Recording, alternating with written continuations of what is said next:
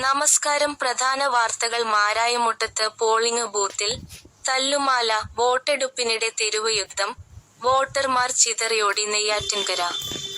Voter പട്ടികയിലെ ക്രമക്കേടിനെച്ചൊല്ലി മാരായമുട്ടം വടകര വാർഡിൽ വൻ സംഘർഷം.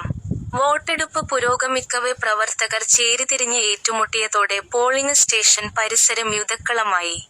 സംഘർഷത്തെ തുടർന്ന് വോട്ടെടുപ്പ് ഏറെനേരം തടസ്സപ്പെട്ടു. ഒടുവിൽ പോലീസ് ലാത്തിവീശിയാണ് രംഗം ശാന്തമാക്കിയത്. ലിസ്റ്റിനെച്ചൊല്ലി തർക്കം.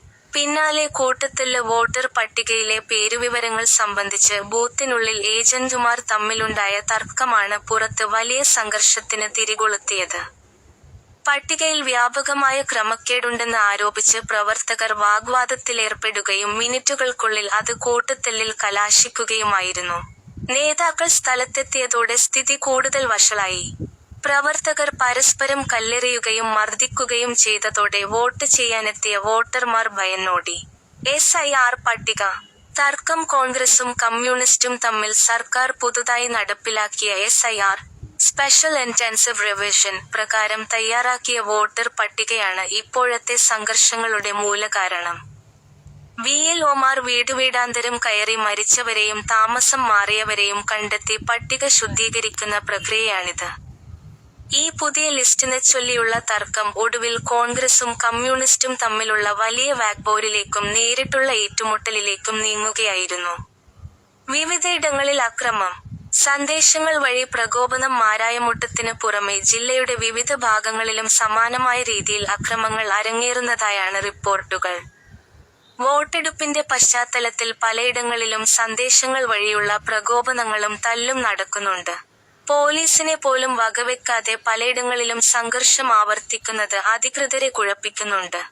മാധ്യമങ്ങളെ അറിയിക്കാതെ സർക്കാർ വിവരങ്ങൾ മറച്ചുവെച്ച് സംഘർഷത്തിന് ആധാരമായ ഈ പുതിയ SIR പദ്ധതിയെക്കുറിച്ച് സർക്കാരോ അധികൃതരോ ജനങ്ങളെയോ മാധ്യമങ്ങളെയോ കൃത്യമായി അറിയിച്ചിട്ടില്ല എന്ന് ഗുരുതരമായ ആക്ഷേപമുയരുന്നുണ്ട്.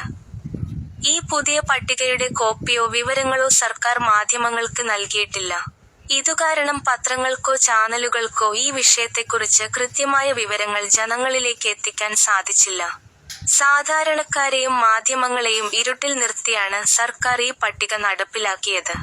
ഇത്ര വലിയ സംഘർഷങ്ങൾ പ്രദേശത്ത് ഉണ്ടായിട്ടും മാധ്യമങ്ങൾ വിവരം അറിയാതെ പോയതിന് പിന്നിൽ സർക്കാരിന്റെ ഈ വിവരങ്ങൾ മറച്ചുവെക്കൽ നയമാണെന്ന് വോട്ടർമാർ ആരോപിക്കുന്നു. വിവരങ്ങൾ അറിയിക്കാതെ രഹസ്യമായി കാര്യങ്ങൾ നീക്കിയതാണ് ഇപ്പോൾ ബൂത്തുകൾ യുദ്ധക്കളമാകാൻ കാരണമെന്നും ആക്ഷേപമുണ്ട്. ലാത്തിവീശി പോലീസ്. നെയ്യാറ്റിൻകരയിൽ നിന്നും കൂടുതൽ പോലീസ് സംഘം സ്ഥലത്തെത്തിയാണ് രംഗം നിയന്ത്രിച്ചത്. പലതവണ മുന്നറിയിപ്പ് നൽകിയിട്ടും പിരിഞ്ഞുപോകാതിരുന്ന പ്രവർത്തകർക്ക് നേരെ പോലീസ് ലാത്തിവീശി. നിലവിൽ പോളിംഗ് സ്റ്റേഷനും പരിസരവും കനത്ത പോലീസ് നിരീക്ഷണത്തിലാണ്.